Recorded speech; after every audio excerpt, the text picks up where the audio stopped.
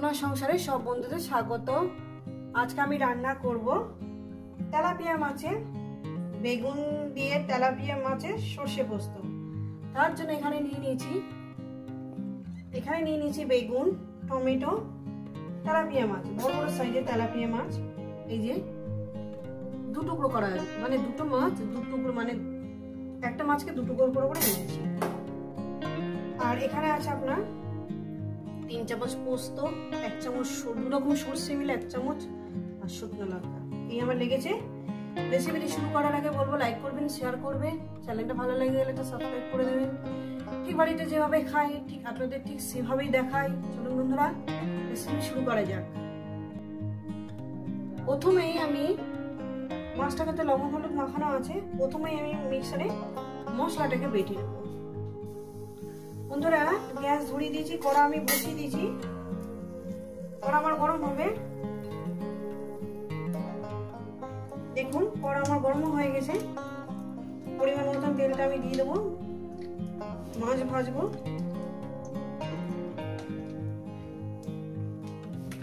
দিয়ে দিয়েছি পরিমাণ মতন তেল, তেলটা আমার গরম হবে। তেলটা আমার গরম হয়ে গেছে, দিয়ে দেবো একটু লবণ।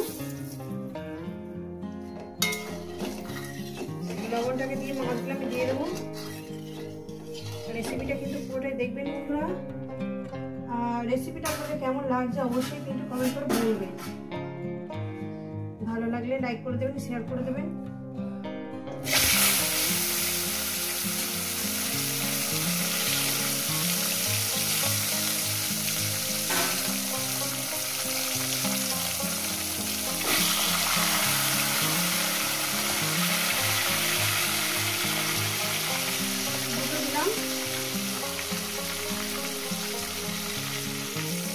মাছগুলো আমার একটা ভাজা হয়ে গেছে, অপর সাইডটা উল্টিয়ে দেবো।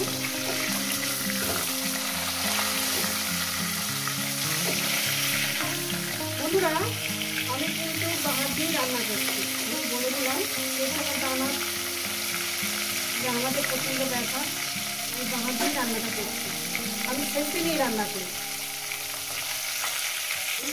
বন্ধুরা এই মাছগুলো আমার ভাজা হয়ে গেছে,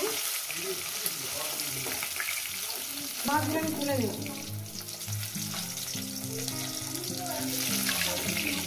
রেসিপিটা কিন্তু পুরোটাই দেখবেন, রেসিপিটা কেমন লাগছে অবশ্যই কিন্তু বলবেন। এবার মাছ দুটো আছে, এই মাছ দুটো দিয়ে দেবো।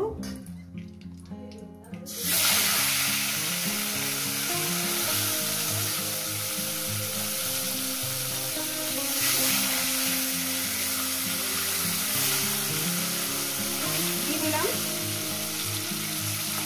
তারপরে ভেজে নিয়ে করছি। এই মাছগুলো আমার ভাজা হয়ে গেছে বন্ধুরা। ভাত পছন্দ দেখা তো আমি জানাতে বুঝতে পারছি না, বুঝলেন।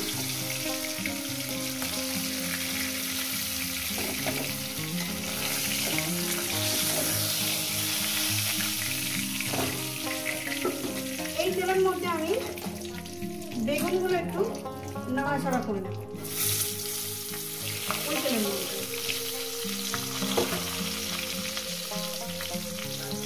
বেগুনগুলোর নিচে লবণ আছে, আর লবণ দিতে লাগবে না, বেগুনগুলো একটু ভেজে নেব। তো বন্ধুরা বেগুনগুলো আমার ভাজা হয়ে গেছে, বেগুনগুলো আমি তুলে দিচ্ছি।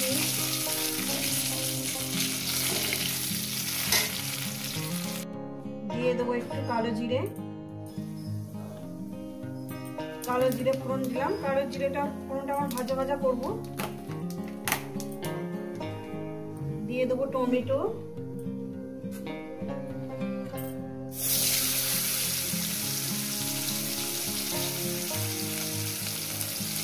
টমেটোটাকে দিয়ে দিয়ে একটু কয়েক মিনিট ভেজে নেব। ভাজার মধ্যে দিয়ে দেবো লবণ,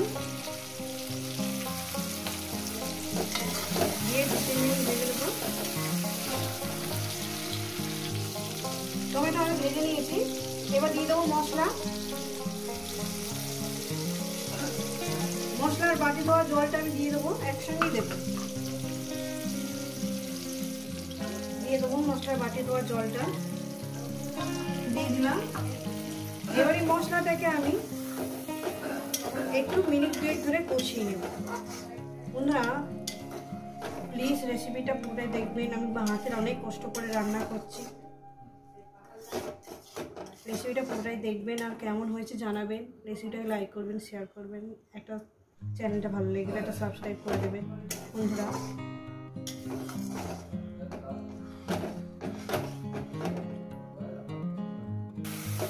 মশলাটা ঠিক এইভাবে কষিয়ে নিয়েছি, দিয়ে দেবো জল।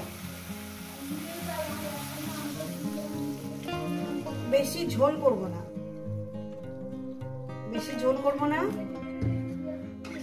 এই জলটা ফুটে উঠলেই আমি মাছ আর বেগুনটা একসঙ্গে দিয়ে দেব। এখানে কোনো আলু ব্যবহার করলাম না আমি। আপনাদের যদি ভালো লাগে আলু দিতে আলু দেবেন, আমি এখানে কোনো আলু দিলাম না বন্ধুরা। নুনটা স্বাদ মতন, ঝাল নুন স্বাদটা আপনাদের মতন দেবেন। লবণ কম হয়েছে, একটু লবণ দিয়ে দেব। একটু ফুটে উঠলে আমি বেগুন আর মাছটা দিয়ে দেব। ঝোলটা আমার ফুটে উঠেছে, মাছগুলো আমি দিয়ে দেব। বন্ধুরা দেখুন রেসিপিটা আপনাদের কেমন লাগছে অবশ্যই কিন্তু বলবেন। দিয়ে দিলাম, বাড়িতে অবশ্যই বানাবেন এই মাছ দিয়ে, আর কেমন লাগছে অবশ্যই কিন্তু কমেন্টে বলবেন বন্ধুরা। এবার এর উপর থেকে আমি বেগুনগুলো দিয়ে দেবো, ঠিক আছে। এবার আমি হাইতে দিয়ে দেবো গ্যাসটাকে, দিয়ে আরো 5-6 মিনিট এটাকে ফুটিয়ে নেব, ঠিক আছে। তো ফিরছি আরো 5-6 মিনিট পর।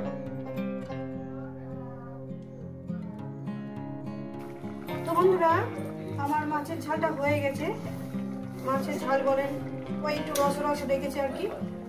এই রেসিপি যদি আপনাদের ভালো লেগে থাকে অবশ্যই কিন্তু কমেন্ট করে জানাবেন, লাইক করে দেবেন, শেয়ার করে দেবেন, চ্যানেলটা ভালো লেগে গেলে একটা সাবস্ক্রাইব করে দেবেন। আবার নতুন কোনো রেসিপির সঙ্গে দেখা হচ্ছে। সবাইকে বলবো সুস্থ থাকবেন, ভালো থাকবেন, আর আমার নিত্য নতুন ভিডিও দেখবেন। কিন্তু মাছ এইভাবে একবার বানিয়ে খেয়ে দেখবেন। সরু সরু করে বেগুন কেটে এবং বেগুনি কালারের বেগুন, ছোটো ছোটো যে বেগুনি কালারের বেগুনগুলো হয় সেই বেগুন দিয়ে রান্না করবেন, ভীষণই সুস্বাদু লাগবে।